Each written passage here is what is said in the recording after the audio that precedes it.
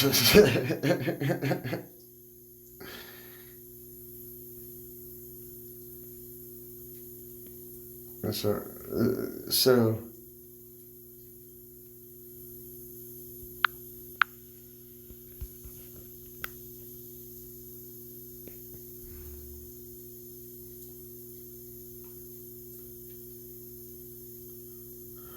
what the fuck is this? Mark Esper, Trump ordered stepped up military operations in Afghanistan. Abortionist Supreme Court agreed to take up a case. What the fuck?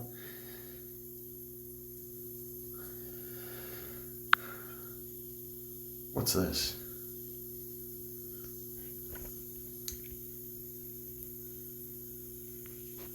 A missile.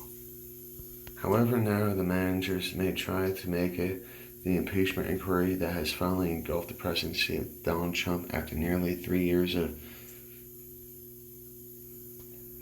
malfeasance,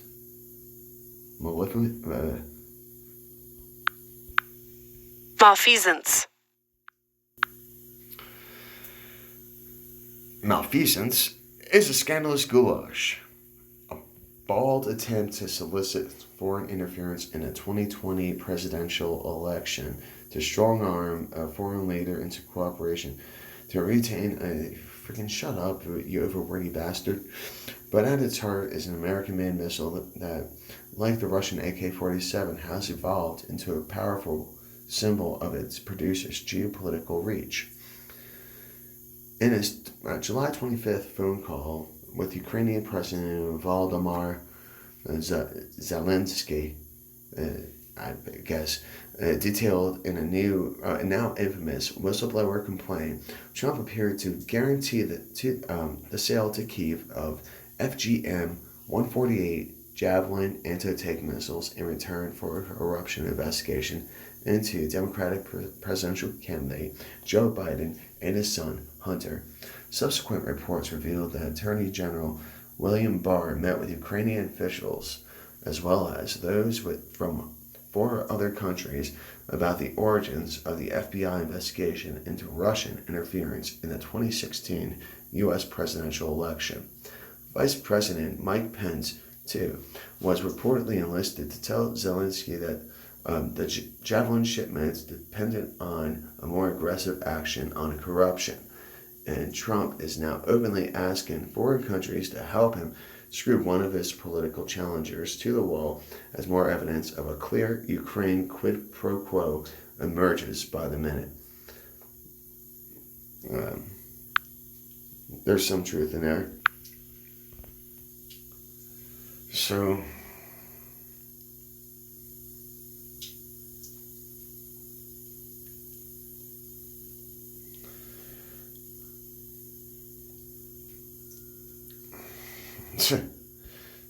let's jump. Let's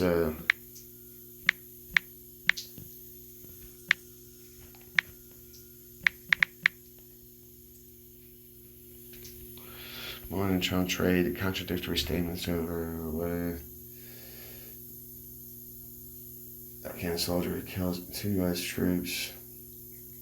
Trump was holding back. Trump under fire over a revolution of cancel U.S. Taliban. Talk. 170 plus Taliban jihadists killed amid attacks after Trump expected to sign off on Taliban deal to bring 5,000 deals done.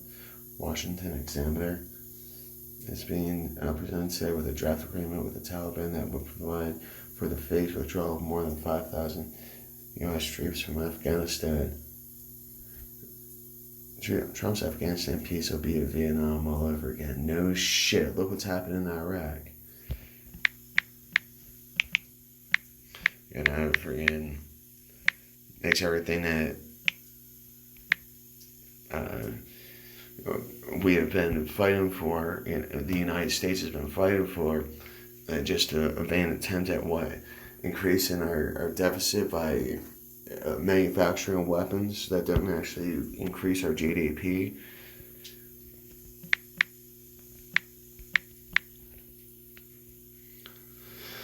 is this? It's been spotted low. Fucking data which shows sharp increase in munitions dropped by Air Force. Let's see. On Trump and the uses of 9/11.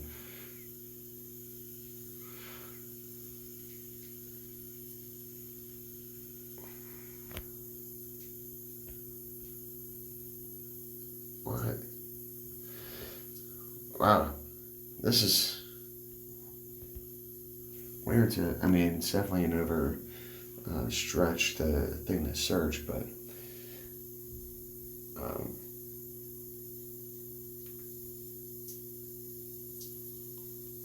let's see. When was this assembled? Oh, this is. Well, then, I mean, so what evidence can we gather from this information? Essentially,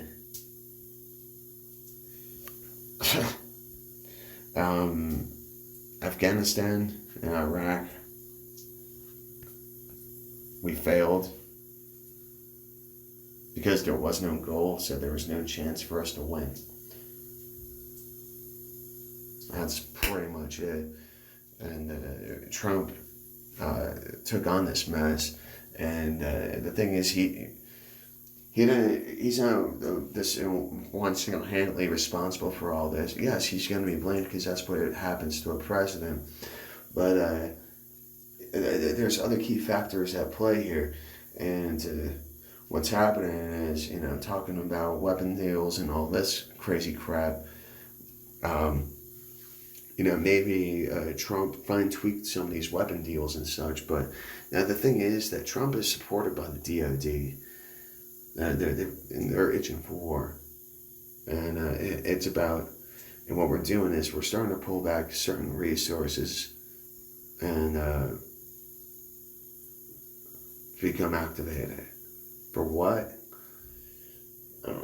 Look at all these chess pieces moving around. Take care, be safe, be kind, stay strong, love you all. Oh, wait, hold on. That's 3 hours ago. As peace negotiations between the Taliban and U.S. unraveled, the U.S. dramatically ramped up its air campaign against militants in Afghanistan. According to U.S. Air Force Central Command, U.S. aircraft dropped 948 munitions in Afghanistan during the month of September. That's the highest number of munitions dropped for a single month since October 2010, near the height of America's involvement in the 18-year long war. In October 2010, according to figures provided by Air Force Central, I'm not too certain, U.S. and coalitions, aircraft dropped roughly nearly 1,043 munitions. The U.S. had nearly 100,000 troops on the ground by October 2010 as part of then Barack Obama's troop surge. Today there are roughly 14, and that's the thing, Bush did a troop surge in Iraq. Fuck, man. Where are we getting ready to surge next? Today there are roughly 14,000 service members operating in Afghanistan. The spike in bombs released show dramatic escalation of American air power aimed at militants following a collapse of peace negotiations with the Taliban in early September. In August, the U.S. dropped 783 munitions. Secretary of Defense Mark Esper confirmed that the U.S. had increased its attacks against the Taliban in an October 5 interview with reporters. We had to step up our attacks on the Taliban since the talks broke down. The president spoke about this publicly. We did pick up the pace considerably, Esper told reporters in early October. At a Pentagon 9/11 ceremony, Trump said that the U.S. was hitting the enemy in Afghanistan harder than they ever been hit before. President Trump ended negotiations with the Taliban in September following a suicide attack in Kabul that killed U.S. Air Force service member. A-10. At the end of August and through early September, Taliban fighters launched brazen attacks against Kunduz and other urban cities across Afghanistan. The Taliban failed to capture any cities during the attacks, But a military official told the Military Times that B-52s were postured to provide support if needed. In September, Secretary of State Pompeo said nearly 1,000 Taliban fighters were killed over a 10-day period. Afghan President Ashraf Ghani estimated the Taliban lost nearly 2,000 fighters in its failed attempts to capture an Afghan city. So basically, a freaking little battalion there. The Taliban still hold a considerable sway over much of the rural of Afghanistan following their ouster of power in 2001. The Associated Press reported the Taliban met with the U.S. envoy for Afghanistan peace negotiations, Zalmay Khalilzad, on October 4th in Pakistan. It was the first meeting between Taliban and Khalilzad since peace talks ended. So that's what's happening with the Afghanistan. Bunch of shit.